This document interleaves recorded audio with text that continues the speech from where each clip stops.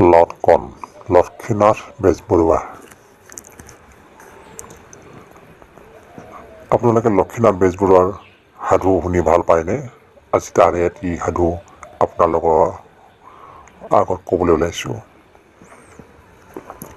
এখন দেশত লটকন নামেৰে এটা বৰ দুখীয়া বামুণ আছিল। বামুণৰ ঘৈণীজনী বৰ মুকচোকা আছিল। গিৰিয়েকে টকা কৰি ঘটি আনিব নোৱাৰে দেখি তাই সদায় গিৰিয়েকক দপালি থাকে। ঘৈণীয়েকৰ দপালনি খাই খাই এদিন বামুণৰ মনত বৰকৈ বেজাৰ লাগিল। সি ভাবিলে, মই ঘৰৰ পৰা ওলাই যাওঁ, দ্ৰব্যপান এগাল ঘটি আনিব নোৱাৰিলে আৰু মই ঘৰলৈ উভতি নাহোঁ। ইয়াকে ভাবি বামুণ পুৱাই ঘৰৰ পৰা গুচি গ'ল। বামুণ যাওঁতে যাওঁতে বেলি দুপৰ হ'ল। তেতিয়ালৈকে তাৰ পেটত ফুটকণ এটিও পৰা নাই। ভোকে পিয়াহে বামুণক জৰ্জৰিত কৰিলে। এনেতে আলিৰ কাষতে বামুণে এখন মিঠৈৰ দোকান দেখি ওচৰ চাপি গ'ল। দুপৰীয়া মিঠৈৰ দোকানৰ গৰাকীয়ে খাই বৈ উঠি তাৰ 8 পইচা পুতেৰেকক দোকানী ৰখীয়া পাতি সিটো কোঠালিত অলপ শুইছিল। বামুণ দোকানৰ ওচৰত থিয় হ'লত ল'ৰাটোৱে সুধিলে, তোমাক কি লাগে আৰু তোমাৰ নাম কি?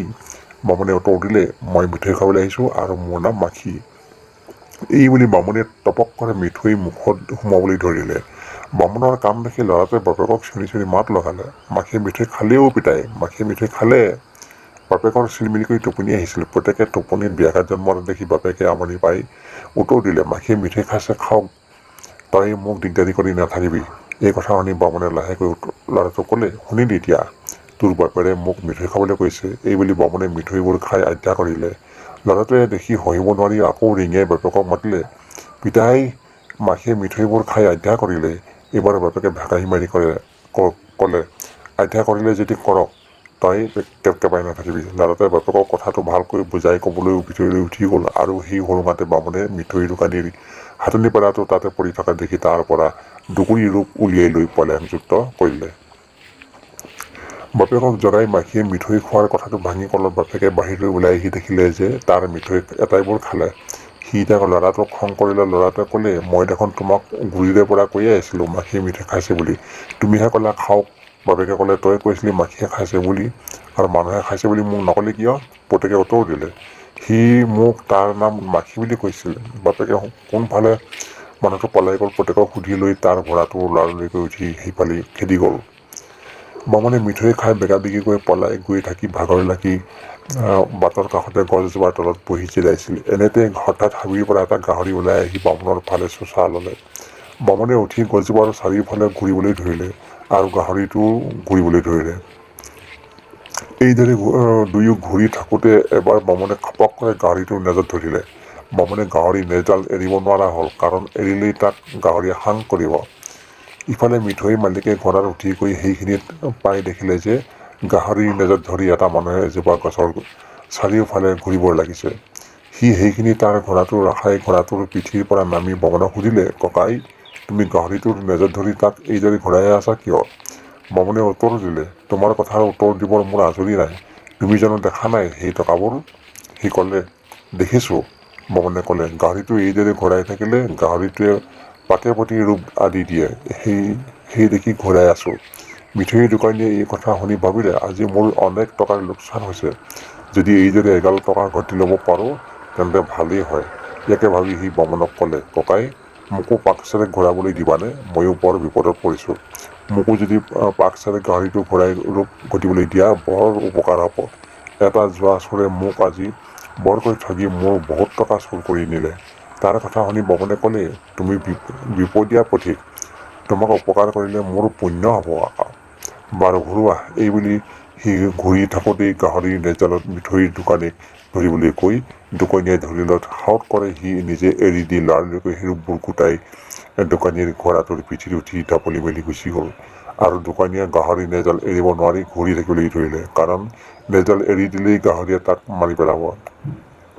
বামুণ ঘোঁৰাত উঠি ভালেমান বাট গৈ গধূলি এঘৰত আলহী ৰলগৈ। ৰাতি সি তাতে খাই বৈ শুই ৰাতিপুৱাৰ আগতেই তাৰ ঘোঁৰাটোৰ য'ত বান্ধি থৈছিল তাত ঘোঁৰাটোৰ মুখৰ আগৰ ঘাঁহবোৰৰ ভিতৰত ৰূপ 10 টকা সোমাই থৈ গুচি আহি আকৌ শুই থাকিলেহি। ৰাতি ভালকৈ পুৱালত গৃহস্থ শুই উঠিল। আলহী বামুণেও উঠি লৰালৰিকৈ গৃহস্থক দেখুৱাই ক'বলৈ ধৰিলে, ঘোঁৰাটোৰ মুখৰ আগৰ ঘাঁহবোৰৰ পৰা নিতৌ ৰাতিপুৱা 10 টকাকৈ ৰূপ পাওঁ আৰু তাৰে মই প্ৰতিবলিত হওঁ। বামুণৰ কথা শুনি গৃহস্থৰ লোভ লাগিল। সি ঘোঁৰাটোৰ বামুণৰ পৰা কিনি ল'বলৈ বৰকৈ ঘৰত বান্ধ কৰি ধৰিলে। জবৰদস্তি কৰি সি 600 টকা ৰূপত বামুণৰ পৰা ঘোঁৰাটো কিনি ল'বলৈ ওলাল। বামুণে প্ৰথমে নিদিও নথওঁ শেষত ক'লে, বাৰু আৰু আঢ়ৈ কৰি অৰ্থাৎ 650 টকা দিয়া আৰু মই ঘৰলৈ যাবলৈ তোমাৰ ঘোঁৰাটো দিয়া। দি তুমি নেৰা যেতিয়া মোৰ ঘোঁৰাটো লোৱা। গৃহস্থই তাতে মান্তি হৈ টকা আৰু নিজৰ ঘোঁৰাটো বামুণক দি বামুণৰ ঘোঁৰাটো ল'লে। বামুণে লৰালৰিকৈ টোপোলা বান্ধি ৰূপগাল লৈ গৃহস্থই দিয়া ঘোঁৰাত উঠি গুচি আহিল। আগেয়ে যি বাটেদি বামুণ গৈছিল সেই বাটেদিয়ে উভতি আহোঁতে সি সেই গছৰ তলত মিঠৈ দোকানীয়ে তেতিয়ালৈ সেই গাড়ীটোৰ নেজত ধৰি ঘূৰি থকা দেখিলে।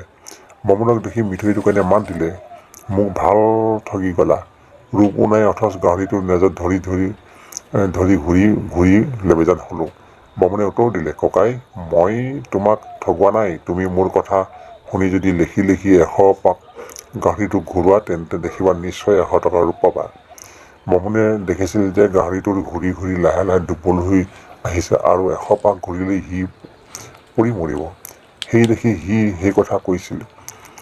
বামুণে এইদৰে মিঠৈ দোকানীক কৈ ঘোঁৰা চেকৰাই গুচি গ'ল। দোকানীয়ে অলপ উশাহ পাই ঘূৰাই থাকোঁতেই অলপ পৰৰ পিছত গাহৰিটো পৰি মৰি থাকিল। তাৰ পিছত দোকানীয়ে ৰক্ষা পৰিলোঁ বুলি ভাবি তাৰ ঘৰলৈ উভতি গুচি আহিল। বামুণে ঘৰ পাই বামুণীৰ হাতত টকাবোৰ পেলাই দি ক'লে, নে এইবোৰ ৰূপবোৰ দেখি বামুণীৰ মহা আনন্দ মিলিল। আজিৰ সাধুটো ইমানেই। সাধুটো শুনি কেনে পালে আপোনালোকে জনাব আৰু ভাল পালে লাইক কমেণ্ট আৰু ছাবস্ক্ৰাইব কৰি ল'ব। ধন্যবাদ।